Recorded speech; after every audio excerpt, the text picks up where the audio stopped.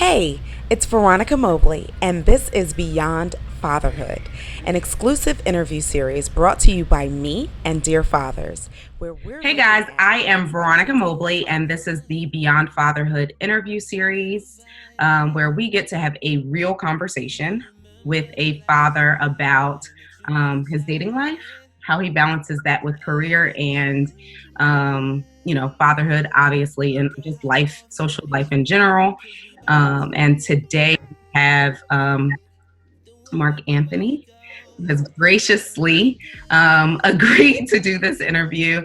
And we want to obviously, find out a little bit more about what it looks like for a father who is single. We had to be careful to make that distinction because single mother and single father have different connotations to them. And so wanted to make sure it's a father who is single, which is Mark Anthony. And so, yeah, thank you for joining us. And I wanted to make sure that I said that this interview series is in collaboration with me, obviously, and Dear Fathers. So, Mark Anthony, I want you to introduce yourself, tell us your age, where you are, and then also just a little bit about who you are, what you do, etc. Okay. My name's Mark Anthony, 38 years old. I live in Washington, D.C., Southeast, the great Southeast. Okay. And about me, I grew up in Denver. I grew up in a lot of places. It builds a lot of different characters. So I grew up maybe 7 miles away from here as well. From like 2 to 11, I lived in Alexandria. Mm-hmm. And then from seventh grade to graduation of high school, I lived in Denver. Where you basically at that age you grow into the person that you are. You get some of the personality, your confidence, experiences that mold you into the individual that you are. I did go to the great Norfolk State University, where they champion the building process of the individual. My parents actually went to Norfolk State, so I was always familiar with the school, but it's more like a family that we have, being alumni or even just going there. It's just a real special bond to have. Mm-hmm. To I went go to to that school. you too, so yeah. Yeah. So it was a real special bond. So from there, I moved to DC, and we chase the professional life and get money, and then we grow. So now I am a father, the highest job title that one can have, probably the most important as well. Absolutely. To bring life into this world is probably one of the most godliest things you could do. So I am grateful and blessed to be one. Well, what a heck of an intro. That was awesome. So I'm going to start with an icebreaker just to warm things up a little bit. First thing that comes to your mind when I say, never have you ever done what? Oh, never have I ever bungee jumped or jumped out of a plane. Any of those. Is that never will you ever as well? No, not never will I ever. Okay. But it's just not, I'm in a rush to do one of those things. I'm good. I could wait on it. Okay. So would you consider yourself an adventurous person? I would consider myself a person who doesn't place limits on himself. So I do what I feel. If I feel like being adventurous, I'm going to be adventurous. And I don't shy away from adventure. So Okay. It was a time I had never been, what do they call it when you're in the boat? Whitewater rafting. Mm-hmm. But I did. It's amazing. Okay. But it's scary. But it's scary. It is. It's amazing. But it's an amazing experience. So life-threatening. Very life-threatening. Very, very life-threatening. Yes. Mm-hmm. Cool. So you're not risk adverse. You just you go with where you are in any given season and what you desire to do. Right. Cool. All right, we're going to jump into this first question. How would you describe who you are as a father? Who I am as a father. So I think the first thing about who I am as a father is actually being real intentional about fatherhood. Okay. Like even at a younger age, and maybe 17, 18, 19, 20, you kind of get a basis of what type of father that you want to be. Um, and of course, as you mature, some of the things that you were interested aspects of the type of father that you would be actually change, which is a great thing because life experiences teach you. Mm-hmm. So I am a intentional father. So my goal is to empower my children to be extremely mentally, physically, and emotionally strong. Um, I pertain to build them up confidence wise, build them strong so their decision making process is very high. So I am intentional with teaching and learning, and not specifically what they learn in school, but specifically life, Yeah. history, their moral being, their passion, and working hard. So I am intentional. I don't spoil my children, but I do spoil them with love, affection, attention, and anything that will build them up as an individual. So that's the type of father that I am. So I'm not at all shocked by your response because, and you forgot to mention this in your intro, but you have an organization. Is it a nonprofit organization It is a nonprofit organization called We Need More Thinkers? called And We Need so More Thinkers. Yeah. stand up. Let me see. Let me see the shirt, or let us see. Yep. So, you know, Yeah, I wasn't at all surprised by your response being you're very intentional and those character traits that you wish to hone, right, and grow and I guess cultivate within your children. And so what would you say, how give me an example of like something that you have intentionally done from birth to this point in their lives?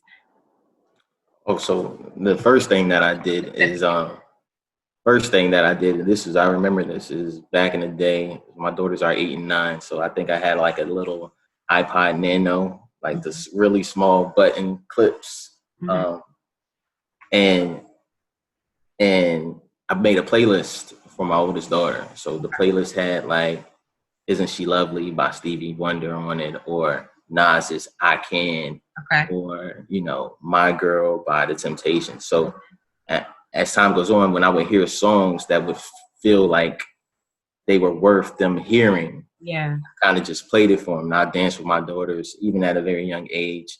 And then as we got older and we drive, I have a playlist specifically for them. So we are in tuning this music directly to them, so they know, building them. So Yeah. they are affirmations and songs that say, "Hey, I am great. I am special. I am lovely. I am loved. I am a being who inherits love, and this is what I am hearing." And so it's all like good songs, and then we'll throw in the Frozen songs, and then we'll have sing songs on there, and then we'll have, of course, their favorite songs from Tangled or whatever movie it is, Yeah. The Little Mermaid, whatever it is, and then we have those in there. But then we have those songs that say, "Hey, yeah, this is who I am. This is who I'm going to be. This is how great I am." So I like that because it's character forming, but it's also creating connections, yeah. right, between you and them. I like that. So Um, Go ahead. one of the things that's interesting, and I was out and we were together maybe like a month or two ago, and I just asked him random adult questions like, "So who's the most powerful person in the world?" Mhm. And I asked him, and even adults may not know the answer to this. So I asked my children. I said, "Hey, who's the most powerful person in the world?" And then my oldest says me, and then my youngest says, after her, me. And I don't give them the chance to say why, but I tell them why they are the most important person Mm. in the universe. You're the most important person because you control everything. You control your decisions. You control how hard you work. You control the person that you are building. You control these things. So even when things are not in your control, you control the way that you react to them. So so we build power. So power in thoughts, power in writing, power in reading, power in being able to grow a smarter individual. So just building. So we hit them with the simple stuff. They got it, and then we reinforce it with, yeah, this is why you are. Yeah. So it shocked me myself that they answered it that way, but hopefully they just, you know, they soaking it in, everything that we trying to build. I love it. I love that. All right. So what was your relationship like with your father growing up, and how has that impacted you as an adult, both as a father and in romantic relationships? Oh, well, my relationship with my father is, it's interesting. So I'm named after my father. My father's name was Mark. His middle name was Anthony. He was real big in the theater. Okay. So he when he got to college, he changed his name officially to Mark hyphen Anthony. And then he had me probably at 21, probably like a year after that. And I look just like my father. Okay. So like I'm spitting image of my father. I'm my father's first child. So, you know, me and my father's relationship was good. Like I idolized my father. He was a professor at Hampton University. He was extremely intelligent individual. Writes plays and poetry and speeches and all types of things that you admire as a kid. He may have dressed like a nerd, but his personality was extremely strong, and he's always like the life of the party.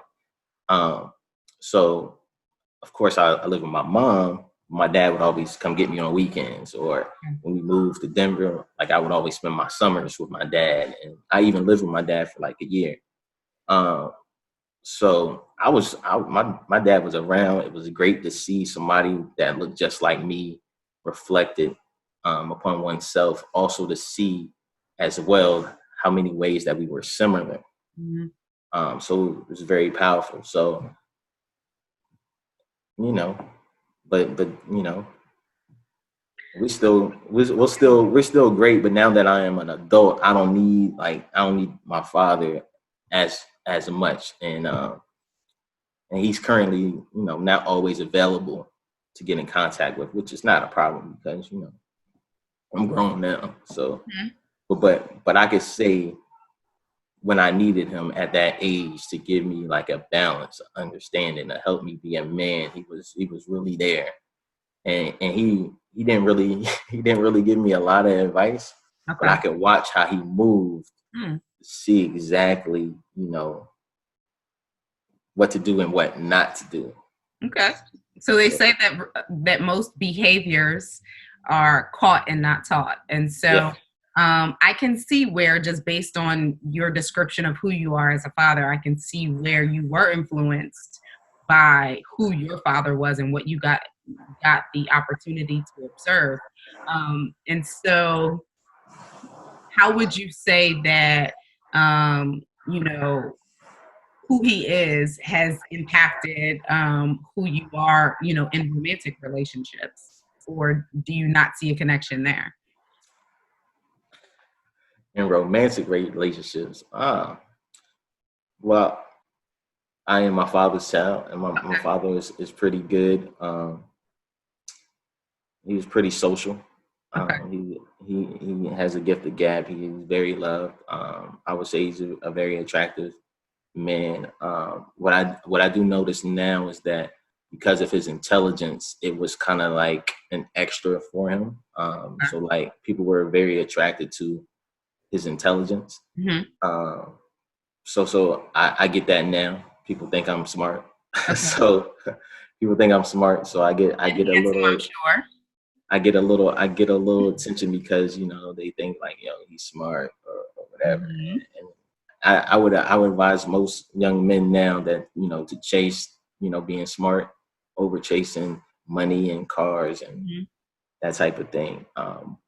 Well, my dad, relationship wise, he was the pulling out the chair, the let me get the door for you, the very very gentleman like individual. So I saw it, but I can't say that I am that spitting image, but I do champion something else.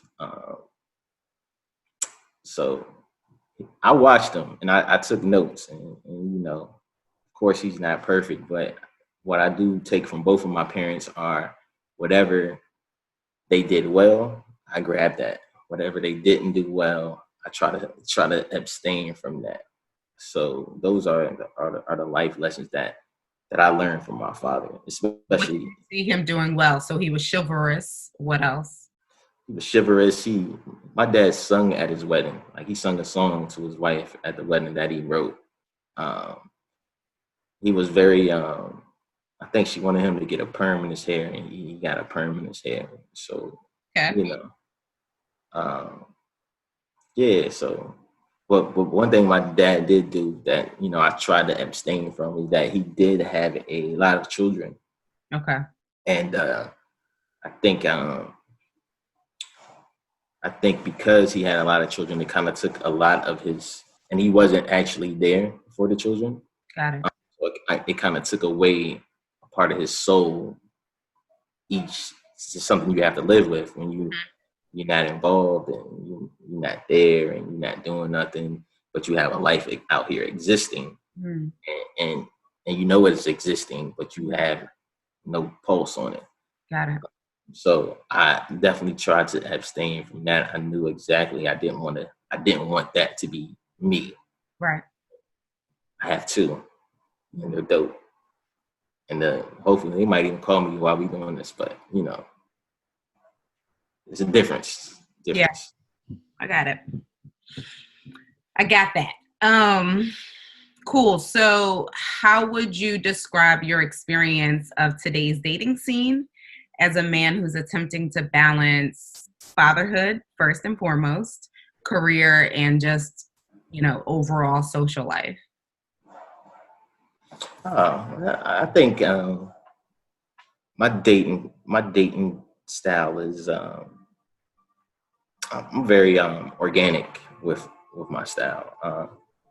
I'm not really an aggressive man. Like I'm not the guy that's gonna be, in the clubs, hollering at females like, yo, let me get your number, da da da da da. However, I am the individual who, if I am out and we strike a conversation, like I will take the initiative to, make that go further, of course. Like, but it's gotta be a vibe there. It's not a random, she looks good, I like her body. Let me ask her for a number and try to build something. I'm actually need a who is this person? What do they like to do? What's their vibe? Are they happy? What's their energy like? Like, do we have similarities or are we completely off? Like, there's a lot that you can get from people by listening, and not asking questions. Kind of like the things that they do say, you can kind of get a feel of like what's important to someone. So that's my vibe. I'm in the museum, I'm in the bookstore, I'm in the park, at some culturally relevant event. I see somebody, I like their vibe. Then it's kind of like, let me see, what the vibe is, like what's really going on inside their head. What do they think about life? And ultimately, the dopest thing about a female or individual woman is like the radiance and happiness that comes from them and how they exemplify it. So that's just really attractive. So once that happens, right? Like once you've organically been able to make that connection, then how does that work in terms of like integrating them into your life, right? Like you have these other priorities Yeah. as a Yeah. father and work and, just your existing social circle. How does that work? It's a natural flow. So it's like, hey, I'm going to a book signing. You want to go? I'm going to the African American Museum. Do you want to go? I'm going here. Do you want to go? And then vice versa. It's like, hey, I think I want to do this. Are you down for that? Or there's this movie I really want to see. Do you want to watch it with me? And then it's a build from there. I'm not a person who is like, I'm not the cliche date guy. I'm not, hey, I know I just met you. Let me take you to dinner so we can get to know each other. I'm more of a, I just met you. I like who you are. Do you want to grab some tea, or do you want to go to a museum, or do you want to go visit this National Historic Site, or something something that's not out of the box for me, but could seem a little bit out of the box for other people. But I'm not the dinner and a movie guy. I'm not that guy. I'm not that guy. I'm a road trip guy though. I'll take you on a road trip. Okay. We put the playlist on and we can go out. But one thing about the balance is that I don't place limits on myself, so I don't place limits on time. So I got time. It's just let me give me what you want to do. I'll put it in my mind, and then I'll work everything else around it. So if that means I have to, do business before and after, I'll do that. If it means I have to get things done before we do it, there's always time. I don't go for the excuse thing, but the time thing. You got to make the most of the time. So is dating life in DC popping, or is it dry? I think most Black men in DC would tell you that dating in DC is great. It's a home of a lot of beautiful, successful Black women, and yeah, like it's a ton of them, and they're killing the game right now, financially, looks wise, business savvy. There's a lot of great women here, so I can't. What do you experience? So in terms of so that's great, right? Like the pool it's a beautiful pool to choose from in terms of qualities and aesthetics. Like, do you have a great time with the women that you end up dating? Like, does anything significant come from it? Like those, that's what people want to know. I'm trying to pull it out of you, Mark. You want to know if anything significant comes out of it? Yeah. Of course. Like if you do it the way I do it, it's organic. So like I don't want to be around dope souls. So if you have a dope soul and you are, giving and generous and our flow is easy, then of course it's going to grow.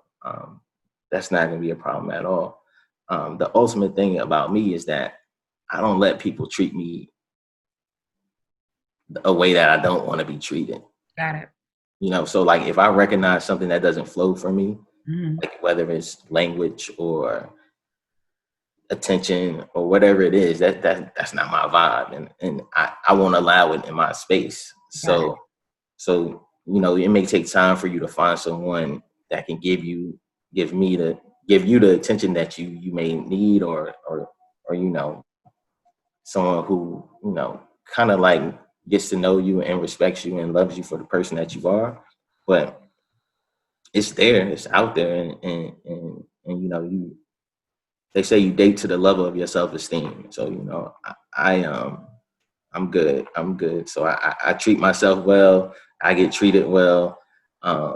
So come to DC, and but it's amazing women everywhere. So you just gotta be open to it, I guess.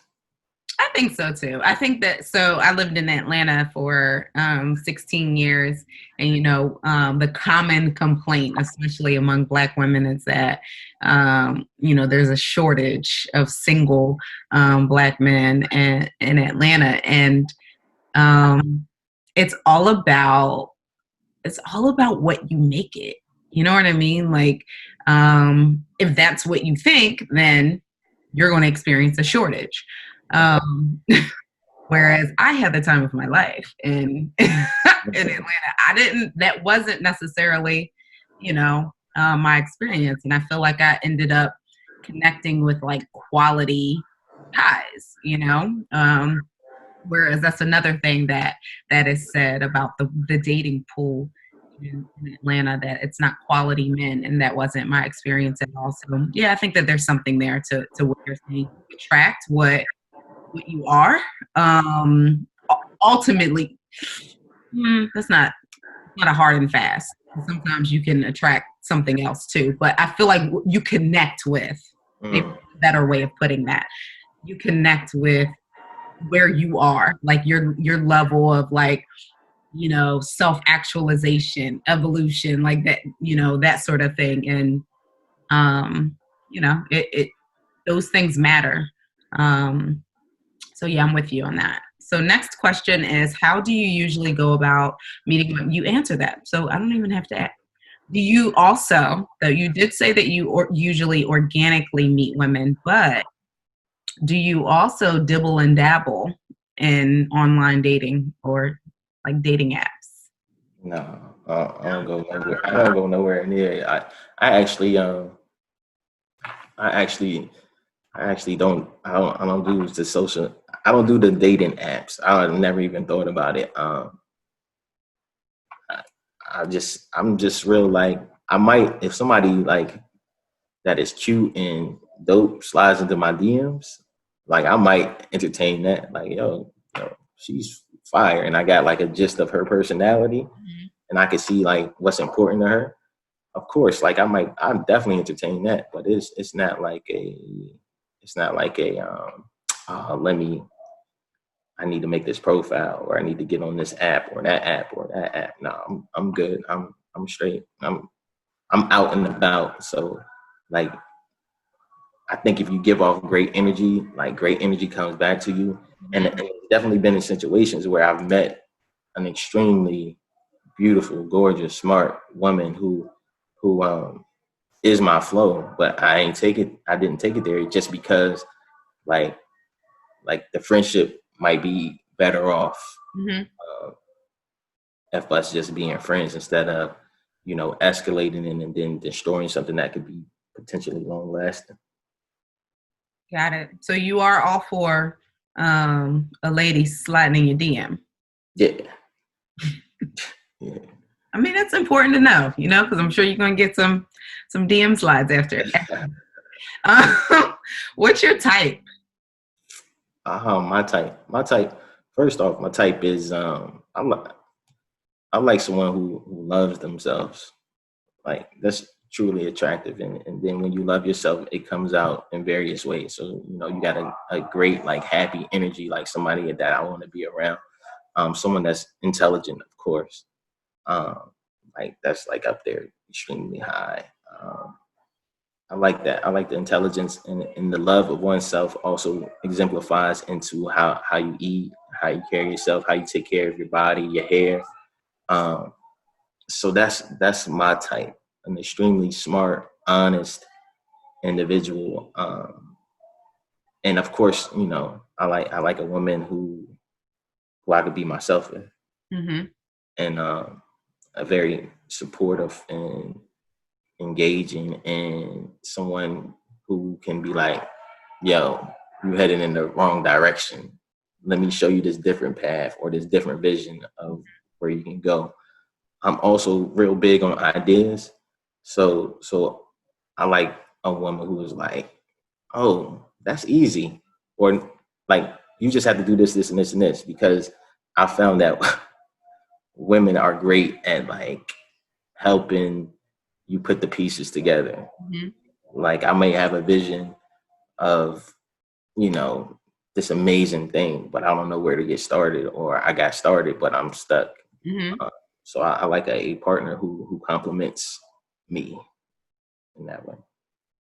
Compliments you and is willing to invest in your vision in some ways. Yeah. So we build together. Like, Yeah. I have amazing strengths, but then in some areas I lack.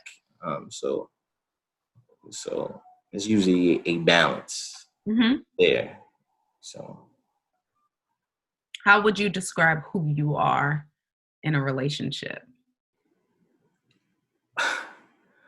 me in a relationship, like, so my dad is the ultimate romantic.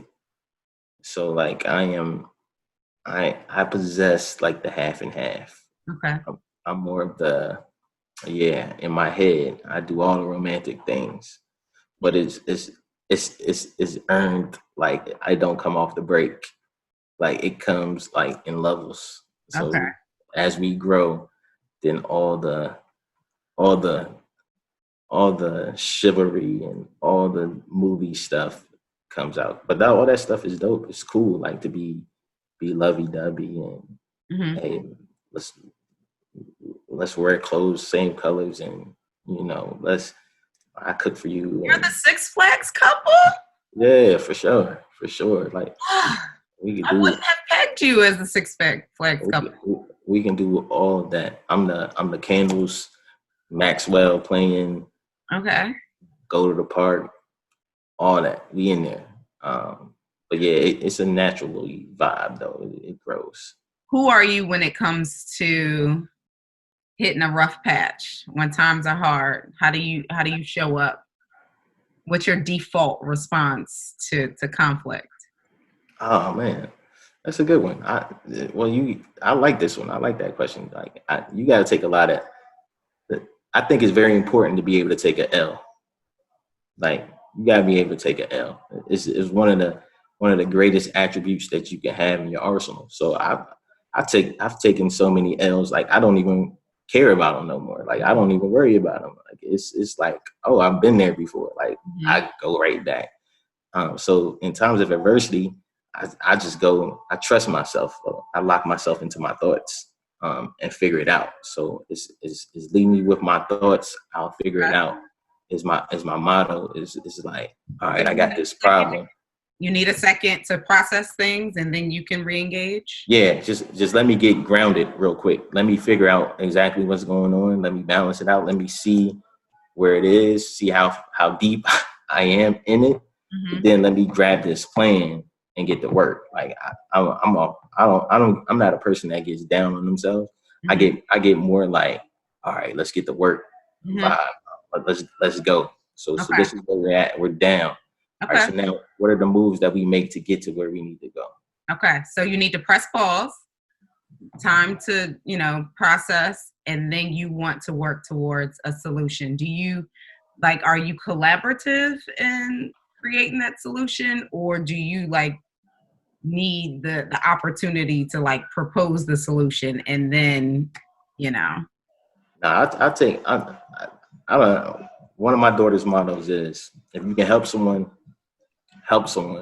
it's easy. So I give out a lot, but at the same time, I have no problems asking for help. Mm-hmm. None, zero. I'm not a stubborn person. It doesn't make sense to me. Give massive amounts of love every day. So when you need it, it'll come right back to you. So nah. If I'm down, I can't. And trust me, it's been situations where you don't know the right route to go. Yeah. So it's oftentimes you have to ask someone like, "Hey, you've had a similar situation like this. What would your advice be, or what did you do in this situation?" But nah, I take collaborators all the time. I surround myself with the smartest individuals. So if I don't have an expertise in it, I know somebody who does, and then it's about that support system that you build throughout life by being who you are, and if you're a given person, like it'll come right back to you. So nah, I'll take an L. I think about it, and then if I need some help, I'm on it. Like it Mm-hmm. ain't no One of my stubbornness about it. favorite things to ask men and women, in terms of how they engage, because it's easy to be sweet and nice and loving and all of that when things are going well, right?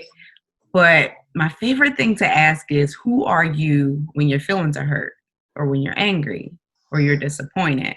Like, who are you characteristically in your relationships? when things aren't going well? When things aren't going well, I would like to get directly to the source of it. Okay. Like, where is it coming from? Where is it coming from? What's the solution? And let's get to work on it.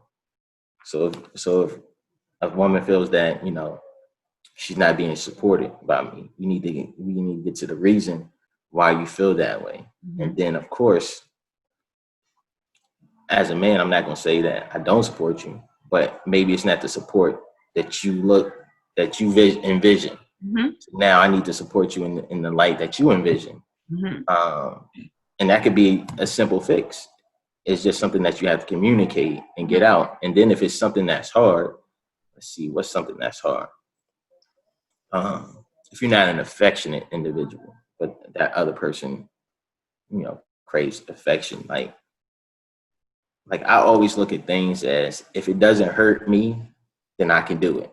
If it doesn't go against like who I am as an individual, if it doesn't hurt me or bother me physically, mentally, any of those aspects, I'm going to do it because that's my partner. So those are easy things. So just minor fixes in communication, but definitely I like to look at the situation, find out where it's rooted at, because sometimes it could be a surface level thing, but really it's something deeper than that. So we get to the core of it, and then we address it, and then we find a solution, and then we put it into practice. Okay. What are your love languages, and what are ways that your woman can express those? My love languages are active service and quality time. So I am if I was ripping and running today, if I had someone who could have made breakfast, that would have been great. While I take care of reading this book, putting these book club questions together, or whether it's making it a little bit easier for me to move if I have a million things on the plate. Of course I could do them, but it's going to take me a lot longer to get them done than if I had a partner to help me. And then in quality time, it's just like the time that we spend together. And it could be doing nothing. It could be reading a book together. It could be working together, like you working on what you're working on, I'm working on what I'm working on. We kick jokes, listening to music, taking a walk, running, working out. Just I like being in a space with the person that I'm in love with. So those are my love languages. Cool. So you just got to be there. That's all. Even if I need to bother you, just be there for a second. How do you, so it's interesting because quality time rather is probably the one that I struggle with the most. A lot of times our love languages or the ways that we experience or feel love can be as a result of how we experienced it in our childhood, right? And then you can also change, and you can end up experiencing love in some different ways, in different seasons in your life. But I think that quality time wasn't really something that was emphasized in my home growing up. Yeah. I spent a lot of time alone. And so that's the one that I struggle with. And so it's always interesting, but it never fails. I usually am in a relationship with someone who values quality time. It's like, ugh. So have you ever been in a relationship with someone who struggled with quality time, or your love languages specifically? And then how was that for you?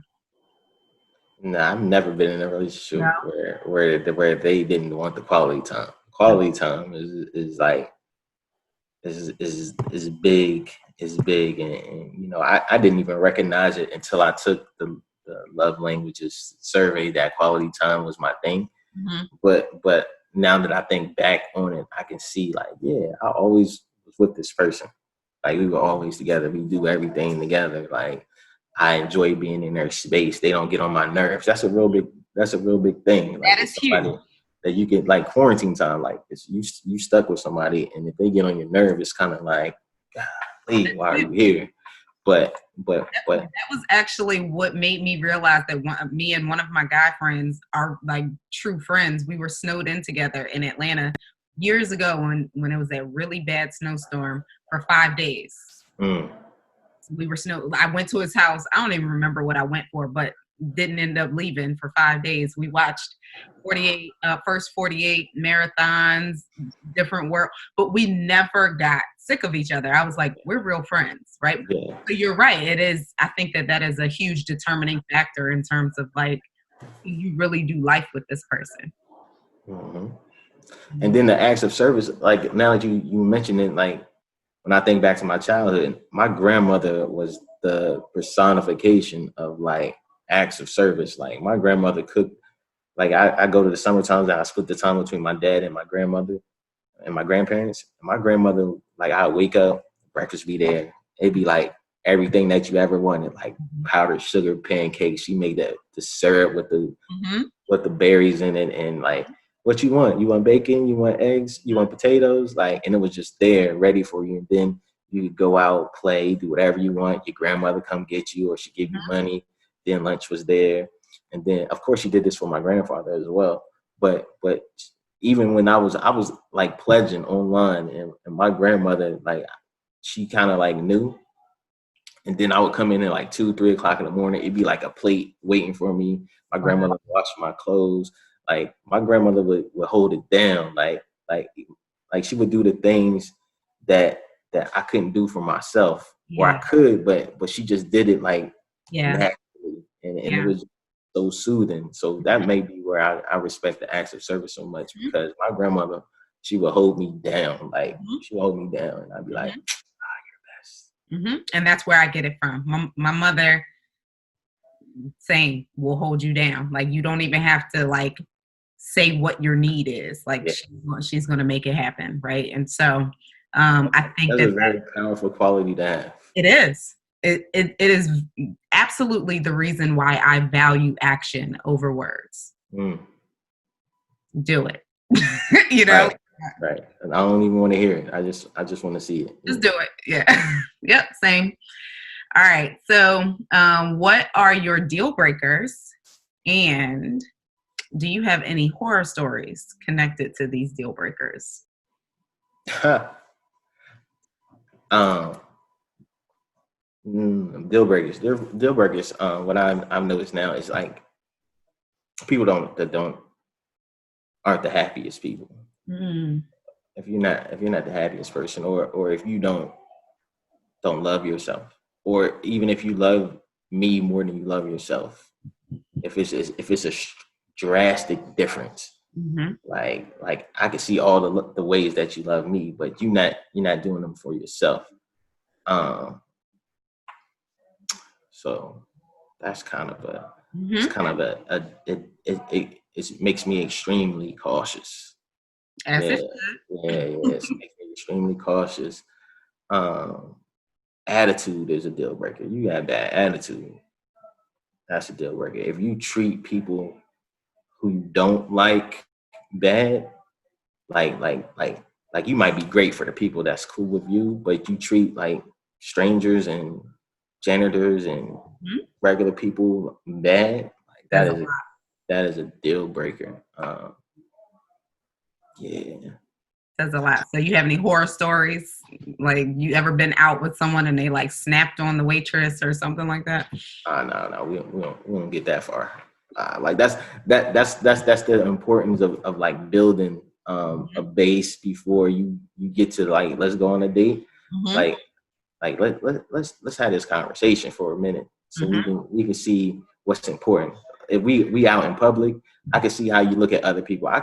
One thing that you can notice about people is how they talk about people. Absolutely. So if you're quiet and you meet somebody and all they do is speak negative, that's not my vibe. That's not my person. If they speak negative about themselves, or they speak negative about other people, or if they even if they just gossiping, like you just met them and all they do is talk about other people, we good. That's not me. I promise you, the older I get, the more that matters to me. You know, like I I ended a friendship in large part because I struggled with being able to trust this person because they shared so much about their other friends' business and family members' business. There was no way I could think that I was exempt, right? And so then that means that I can't really trust you. And so then what is this that that we're doing here, you know? The older I get, the more that matters to me. And also you mentioned you're able to vet things out because, you know, you have certain conversations up front. The older I get, pace matters. I used to be a person that would jump into stuff quick. Now I'm like, let's slow this down a little bit. Right. Like, how's your mama doing that? How are they taken care of? Like, you know, I ain't saying you gotta have, you know, the greatest relationship with your mother, but you gotta have, like, you know, you gotta make sure your family's good. If your family's not good, that means you probably don't treat other people well as well. And I pay attention to that as well. I pay attention to friendships, their friendships, and their family. How they treat their family, and if they have strong friendships. Yeah. So usually people with strong friendships, they are great people. You want to be around them. They are respected. They are loved. So it's a beautiful thing. You know what? Like, I think more recently, probably in the last year or so, I would even take that further. I want to see how people are, strong friendships, but a strong friendship is only as good as how they're able to weather conflict. Because conflict is going to be, you know, a component of any relationship, right? Whether it's friendship, coworkers, whatever, romantic. And so I am more curious about, like, when there's a falling out with the friend, like, how do you mend that? Like, I like to see that. You know what I mean? Like, if their family member says something that they don't like, how do they respond to that? You know, like, that's my thing. Like, at this season of my life, like, I like to see, like, how people weather the rough patches, because that's what really tells you who they are. True. You know? How you deal in uncomfortable situations. It's so telling. Yep. All right. So how will you know when you have met the one, and what are the characteristics that they will exhibit? And I think you've shared a lot of those characteristics, but specifically, what types of characteristics will they exhibit towards your daughters? So how will you know that when you've met the one, and what characteristics will she exhibit towards your daughters? Oh, well, I think how do you know when you found the one? I think it's because you don't want to lose that person.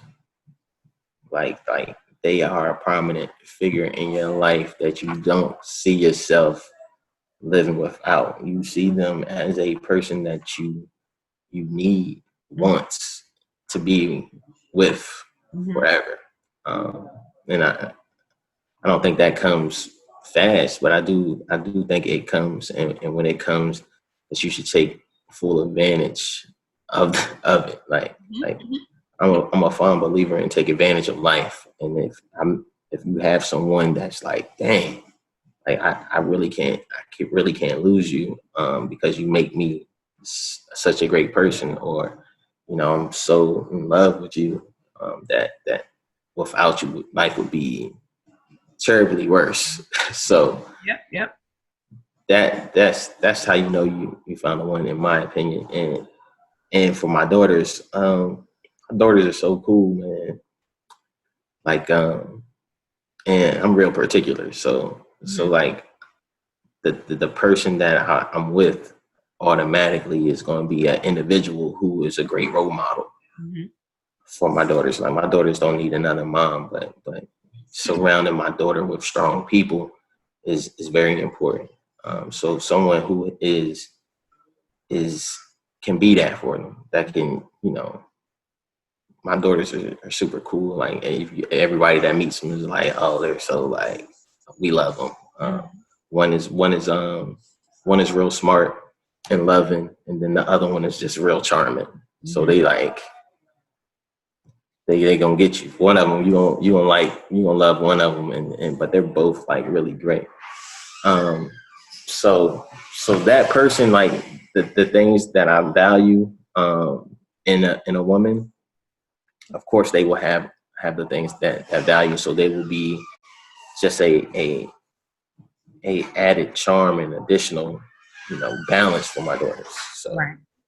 like them, that's the easy part. So as long as if she's good with if she's good with me, she's gonna be great for them. And Makes sense. I wouldn't allow if she treats me remarkably, they're just an extension of me. So it's just a trickle down effect. Right. So, but that comes with the individual that you meet and how they treat people. So not only me, but if you are that type of person who you treat people really well, then it's just an extension of how you would treat like two young women who are probably growing up look like you, go through the same things that you go through. You can definitely be a mentor and definitely like a great role model. I agree. So last question, how can people follow you and get in touch with you if they so desire after this interview? And you've already said that you are open to DM slides, but let's say that, people want to follow, what's going on with We Need More Thinkers or join that movement. Where can we find you? Oh, well, my personal IG page is love.mark. That's actually short for Penelope Love and Mark Michelle, my daughter's name. So love.mark. We Need More Thinkers .org. Okay.